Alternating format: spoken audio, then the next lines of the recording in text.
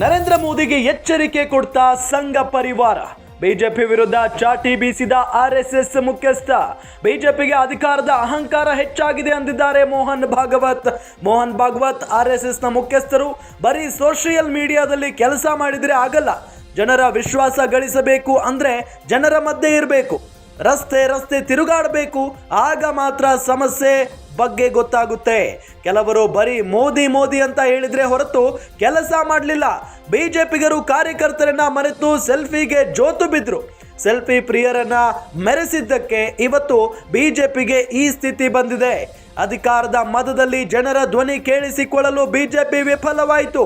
ಪರೋಕ್ಷವಾಗಿ ನರೇಂದ್ರ ಮೋದಿ ವಿರುದ್ಧವೇ ಭಾಗವತ್ ಕಿಡಿಕಾರಿದ್ದಾರೆ. ಬಿಜೆಪಿಯೊಳಗೆ ಚರ್ಚೆಗೆ ಗ್ರಾಸವಾಯಿತು ಭಾಗವತ್ ಅವರ ಹೇಳಿಕೆ. ಎಲ್ಲ ಒಂದ್ ಕಡೆ ಸಂಘ ಪರಿವಾರ ಜೊತೆಗೆ ಬಿಜೆಪಿ ಎರಡೂ ಕೂಡ ಒಂದೇ. ಸಂಘ ಪರಿವಾರ ಇದ್ರೆ ಬಿಜೆಪಿ ಅಂದ್ರೆ ಅದು ಸಂಘ ಪರಿವಾರ ಅಂತ ನಾವೆಲ್ಲ ಮಾತನಾಡ್ಕೊಳ್ತಾ ಇದ್ವಿ. ಆದ್ರೆ ಸ್ವತಃ ಈಗ ಮೋಹನ್ ಭಾಗವತ್, RSS ನ ಮುಖ್ಯಸ್ಥರಾಗಿರುವಂತ ಮೋಹನ್ ಭಾಗವತ್ ಅವರೇ ಆಕ್ರೋಶವನ್ನ ವ್ಯಕ್ತಪಡಿಸಿದ್ದಾರೆ. ನರೇಂದ್ರ ಮೋದಿಗೆ ಎಚ್ಚರಿಕೆಯನ್ನ ಕೊಡ್ತಾ ಹಾಗಾದ್ರೆ ಸಂಘ ಪರಿವಾರ ಅನ್ನೋ ಪ್ರಶ್ನೆಯನ್ನ ಕೂಡ ಇಲ್ಲಿ ಕೇಳುವಂತ ಪರಿಸ್ಥಿತಿ. ಬಿಜೆಪಿ ವಿರುದ್ಧ ಇಲ್ಲಿ RSS ನ ಮುಖ್ಯಸ್ಥರೇ ಚಾಟಿ ಬೀಸಿದ್ದಾರೆ. ಹೌದಾ, ಹೇಗೆ ಸಾಧ್ಯ ಇದು?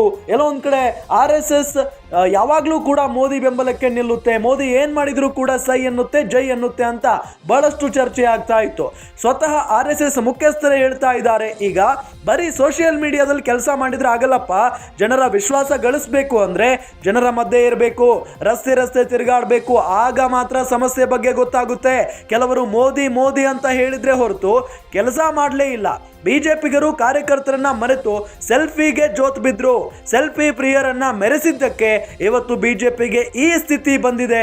ಅಧಿಕಾರದ ಮದದಲ್ಲಿ ಜನರ ಧ್ವನಿ ಕೇಳಿಸಿಕೊಳ್ಳೋದಕ್ಕೆ ಈ ಬಿಜೆಪಿ ನಾಯಕರಿಗೆ ಆಗಲಿಲ್ಲ ಅಂತ ಹೇಳಿ ಬಹಳಷ್ಟು ಆಕ್ರೋಶದಿಂದಾನೇ ಮಾತನಾಡಿದ್ದಾರೆ. ನೇರವಾಗಿ ಇಲ್ಲಿ ಎಲ್ಲೋ ಒಂದ್ ಕಡೆ ನರೇಂದ್ರ ಮೋದಿ ಅವರ ವಿರುದ್ಧವೇ ಭಾಗವತ್ ಅವರು ಕಿಡಿಕಾರಿರೋದು.